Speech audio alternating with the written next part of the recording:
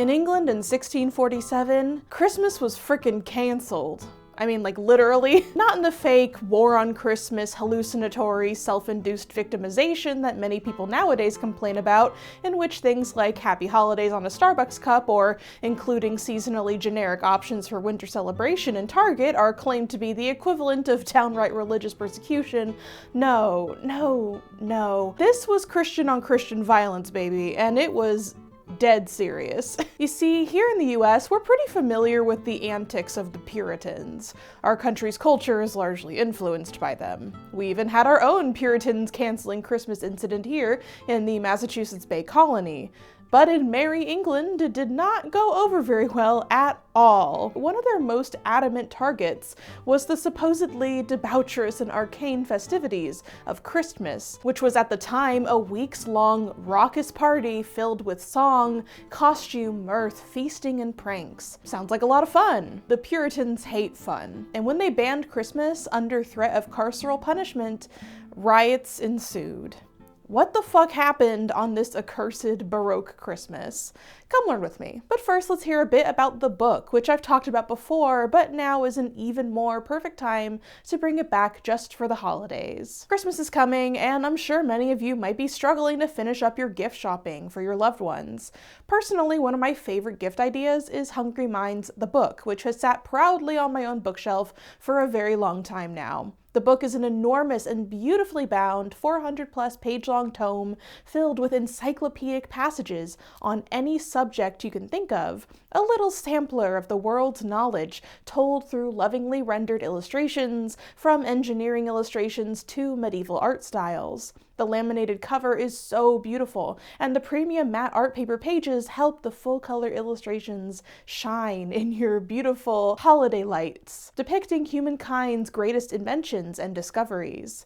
This is an absolutely incredible gift for any book or history lover, be it yourself or a loved one, perfect for evoking a sense of wonder and curiosity during the festive season. The book successfully raised $2.3 million on Kickstarter and Indiegogo, with over 50 professionals involved in its creations, and it's truly and visibly a labor of love from people who are very passionate about knowledge and learning. It's not just your average history or science book. It's a piece of art that inspires you to think bigger, that would be a unique addition to any home library, and a great way to get interesting and thoughtful conversations going during the holidays. You can head to the link in the description below to get your copy of the book from Hungry Minds with a special Christmas discount using my code CASRO10. You can also get it as a bundle for the perfect holiday gift set, or you can get a Hungry Minds gift card. Thank you so much to the book for sponsoring this video, and now let's get back to learning about the plum pudding riots. The story starts well before 1647, but if I try to backtrack literally all the context, we'd be here till New Year's. But most importantly, we need to introduce today's main character, Oliver Cromwell. Now, Cromwell is a very familiar name to many of you, especially you Brits, I'm sure.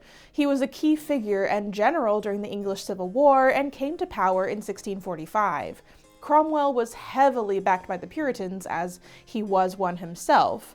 The Puritan general belief is that people ought to lead devout and simple lives with little to no leisure or decadence. Of course, they, and more importantly Cromwell, were interested in enforcing this over the whole nation, much to the chagrin of any person who likes to enjoy being alive a little bit. Definitely got a note here. As with everything in English history, this is not a one-note issue. A lot of the issue of trying to ban Christmas was also a royalist versus parliamentarian issue. This was a period in time in English history when Parliament was really against the monarchy. So again, that's another facet of this. It wouldn't be fair to say that Oliver Cromwell was exclusively responsible for trying to ban Christmas. A lot of this, again, was Parliament trying to do this, and well, he's just kind of the figurehead. He gets most of the blame.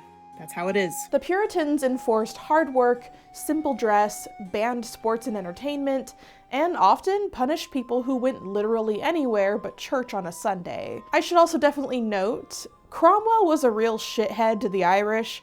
Shocker, I know. So By the time he died in 1658, he was not exactly a beloved figure, and his attempts to cancel Christmas just a decade prior made him even more hated than ever. You see, Christmas nowadays is wild and festive, but it was almost even more so in the 17th century. As the Middle Ages drew on, the 12 Days of Christmas began to develop into a chaotic, much beloved winter festival that merged religious observance of the birth of Christ with feasts, drink, music, decorations, costumes, gifts, and all sorts of ways to make the cold, gray season merry and bright. Like, imagine you're a peasant to lower middle class person in England. You spend your whole year doing hard labor and struggling to make ends meet. You complete the harvest season, and the weather becomes wetter, chillier, and gloomier than ever. What you have to look forward to is the excitement of a December Yule celebration to keep spirits up in the winter darkness. And all of a sudden, here comes the fucking Puritans telling you that Christmas is giving liberty to carnal and sensual delights. And instead of drinking, feasting, and singing, you must be fasting and sitting quietly at church or at home, pondering how fucking humiliating it is to be alive and human. In 1644, Cromwell passed an Act of Parliament officially banning Christmas festivities and Mass. Not that it changed much, largely people ignored it and carried on celebrating as they wished. What, like some guy up in Parliament is gonna try and literally take away our roast goose and plum pudding? Many sneering ballads were written in protest of the new rules, appearing to try and outlaw Christmas festivities, like this one from 1646. To conclude, I'll tell you news that's right. Christmas was killed at Naseby fight. Charity was slain at that same time. Jack tell truth too, a friend of mine.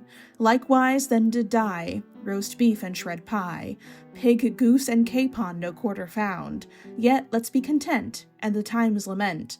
You see the world turned upside down. After now a couple of pretty grim Christmases, on June 10th, 1647, Parliament finally outright abolished Christmas, Easter, and Whitsun. To show that they were serious this time, the army was sent out to numerous cities and towns to shut down parties, church events, festivals, feasts, and caroling, and to literally confiscate any food or decorations. Food that people often could barely afford. Soldiers patrolled the streets, arresting or chasing down offenders, or entering taverns or homes to harass or even assault or arrest partygoers.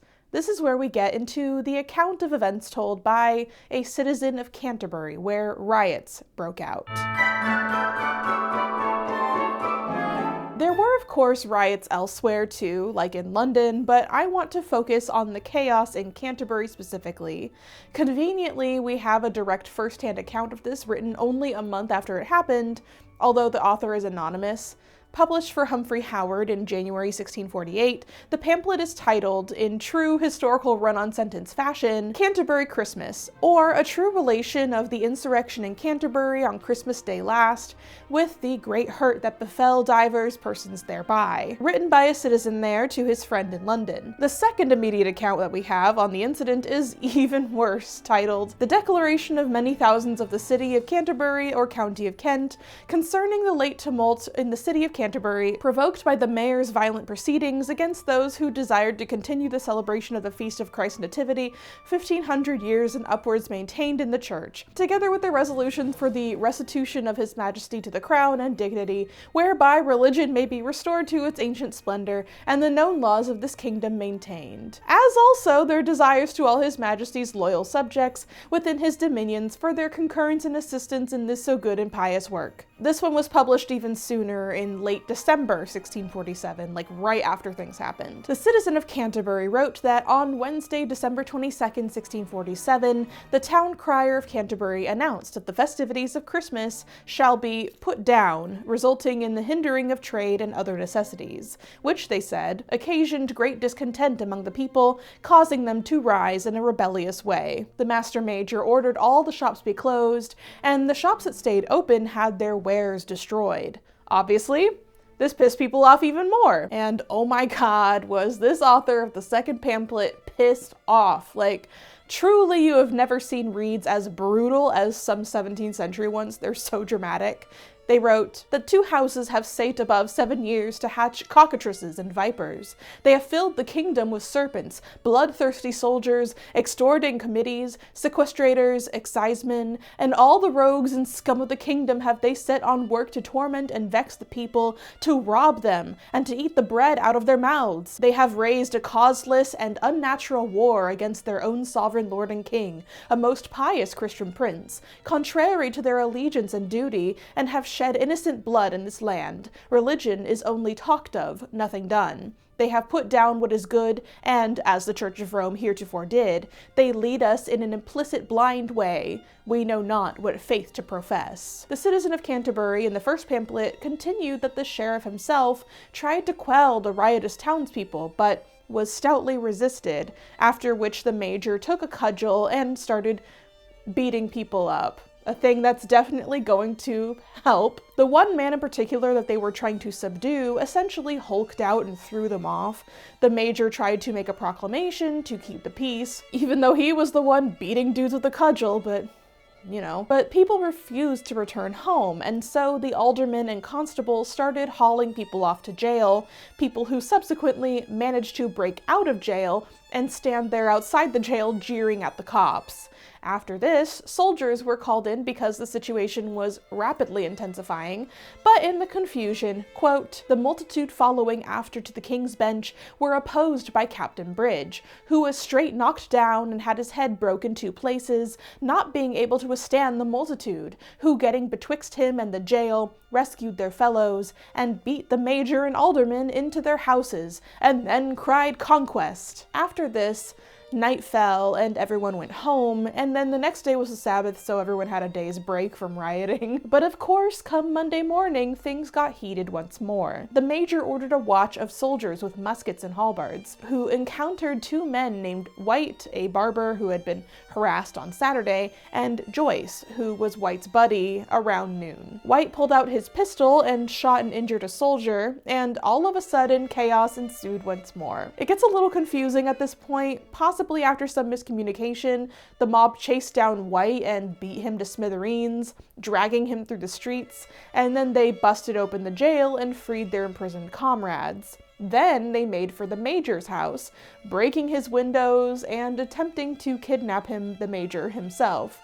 But they were eventually convinced not to by a different group of men, and instead the mob tumbled into the high street, chanting their demands that they should not be prevented from observing Christmas. They apprehended the town clerk and took the prison keys from him, and went to the town hall to formally make their demands. The mob insisted upon creating their own town watch of about 50 armed men to keep the peace until the next day. At the end of it all, numerous people were gravely injured, and many homes were seriously damaged, but miraculously, no one actually died. The second pamphlet lamented, "That which we so much desired that day was but a sermon, which any other day of the week was tolerable by the orders and practice of the 2 houses, and all their adherents. But that day, because it was Christ's birthday, we must have none. That which is good all the year long, yet this day superstitious.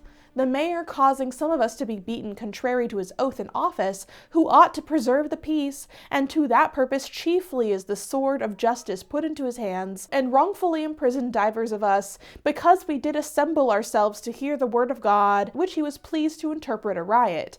Yet we were unarmed, behaved ourselves civilly, intended no such tumult as afterwards we were forced unto, but at last seeing the manifest wrong done to our children, servants, and neighbors, by beating, wounding, and imprisoning them, we were moved to vindicate the wrong done them, and to release them that were imprisoned, and did call unto our assistance our brethren of the county of Kent, who very readily came into us, and have associated themselves to us in this our just and lawful defense, and do concur with us in this our remonstrance concerning the King's majesty and the settlement of peace in this kingdom." And so, the riots, which also took place in London and other cities, came to a close, and 1648 opened into a weary and foul-spirited new year.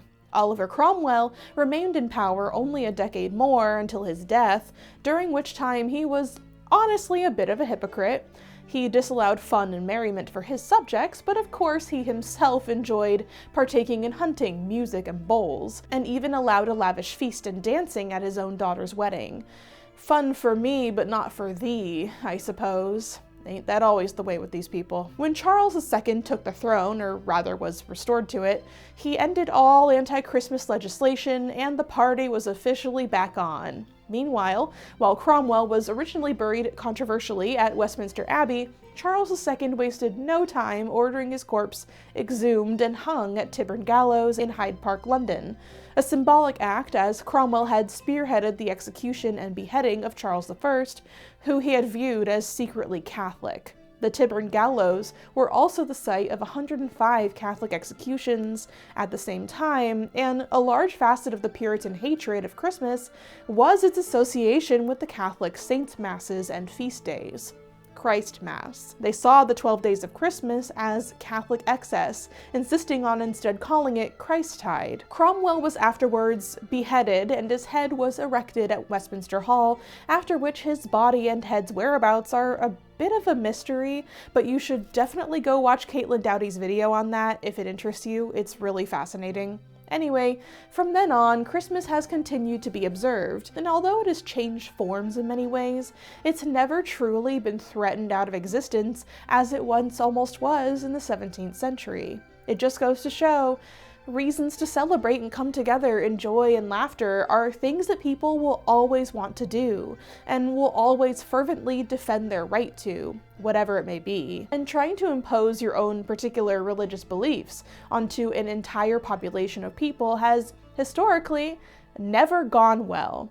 So enjoy the holidays, whatever holiday you observe, and take joy in what actually brings us together, creating a little light in the darkness and the cold until spring comes again. Thank you for learning with me about the Canterbury Christmas riots, also called the Plum Pudding Riots. I hope you all have a wonderful and safe holiday season. Don't forget to grab a copy of my graphic novel, Liberated: The Radical Art and Life of Claude Cahun. And until next year, wash thy hands, wear thy mask, and make the Yuletide as gay as possible.